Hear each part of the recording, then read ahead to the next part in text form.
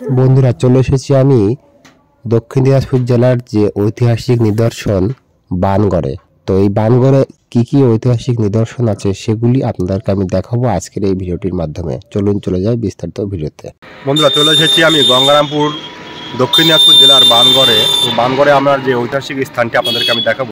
আমি চলে এসেছি সেই বানগড়ে। তো আমরা বানগড়ের মেন রাস্তায়, যে বানগড়ের মেন রাস্তাতে উঠে যাচ্ছি। এই বানগড়ের ভিডিওতে আপনাদেরকে আমি দেখাবো বানগড়ের যে ঐতিহাসিক ধ্বংসাবশেষ আছে সেগুলির নিদর্শনগুলি আপনাদেরকে আমি দেখাবো। চলুন চলে যাই। তার আগে বলে রাখি, ভিডিওটি যারা দেখছেন তারা অবশ্যই ফলো করে রাখবেন এ ধরনের ভালো ভালো ভিডিও পরবর্তীতে দেখার জন্য। চলুন চলে যাই বানগড়ের সেই ঐতিহাসিক ধ্বংসাবশেষগুলি দেখানোর জন্য।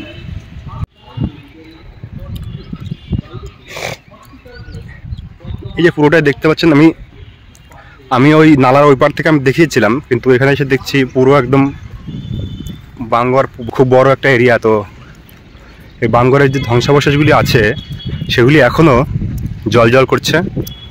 এখানে খনন কাজও চালানো হয়েছে, আপনাদেরকে দেখাবো সেই খনন কার্যে যে জায়গাগুলি সেগুলি দেখাবো।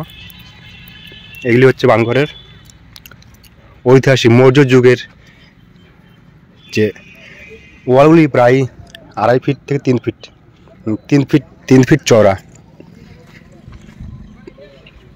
এই যে দেখতে পাচ্ছেন বানগড় ফোর্ট, এটা দুর্গ টাইপ, মানে একটা ইয়ে ছিল। চলুন আরও দেখাবো বিভিন্নভাবে, আরও ওইদিকে আছে। আমি আগে বলেছি দক্ষিণ দিনাজপুর জেলার গঙ্গারামপুর শহরের পার্শ্ববর্তী যে ঐতিহাসিক নিদর্শন সেটি হচ্ছে এই বানগড়।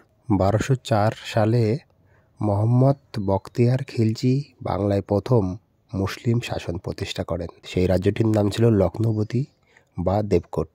1205 থেকে 6 সালে এই মোহাম্মদ বিন বখতিয়ার খিলজি এই গঙ্গারামপুরের দেবকোটেই মারা যান।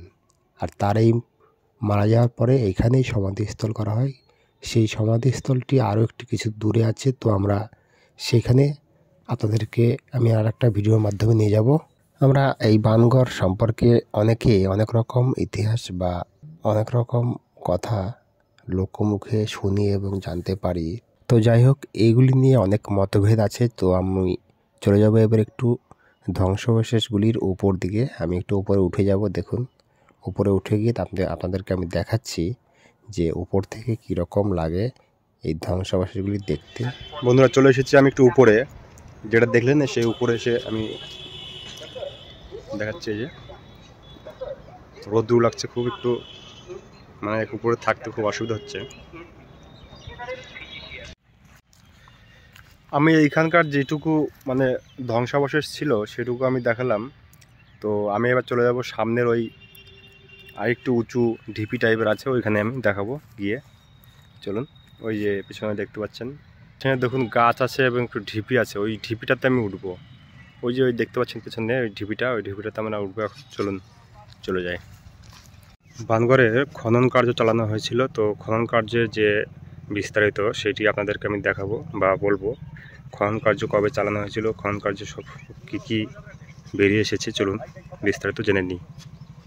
1938 থেকে 41 সালে কেজি গোস্বামীর নেতৃত্বে একটি দল এই বানগড়ে খনন কার্য চালায়। আর এই খনন কার্য চালানোর সময়ই মাটির নিচ থেকে উঠে আসে বিভিন্ন রকম নিদর্শন এবং বিভিন্ন রকম ধ্বংসস্তূপ।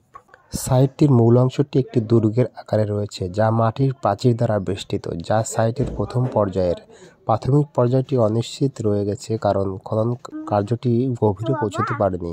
দুর্গ এলাকা মৌর্যদের সময় থেকে মধ্যযুগ পর্যন্ত 5টি সাংস্কৃতিক পর্যায়ের প্রকাশ করে। প্রাথমিক পর্যায়ে ইঙ্গিত দেয় যে শহরটি একটি শালীন শুরু ছিল, যেখানে সম্ভবত এটি একটি মাটির প্রাচীর ছিল। এটি শুধুমাত্র পরবর্তী পর্যায়ে ছিল একটি ইট নির্মিত প্রশস্ত প্রাচীরের সাথে ডেন, সেসপিট ও খুব বড় আকারের পোড়া ইট দিয়ে তৈরি আবাসিক ভবনের নিদর্শন পাওয়া যায়, যা সমৃদ্ধি এবং বৃদ্ধির স্বতন্ত্র লক্ষণ দেখায়। নগরবাদ গুপ্ত যুগের খননকৃত সামগ্রী এখানে পাওয়া যায়। সেই ঐতিহাসিক সময়ে এখানে আবাসিক অবস্থান ছিল। আজকে বানগড়ে সেরকম একটা ভিড় রেগুলার দেখা যায় না। তো আজকে একটু ভিড়টা বেশি, তার কারণ পাশেই পরীক্ষা কেন্দ্র আছে। তো পরীক্ষা কেন্দ্রে পরীক্ষা দিতে এসেছে যারা গার্জিয়ানরা, তারা তো অবশ্যই এসেছেন, এবং তাছাড়াও তো এমনিতেও 2-1 আসেনি।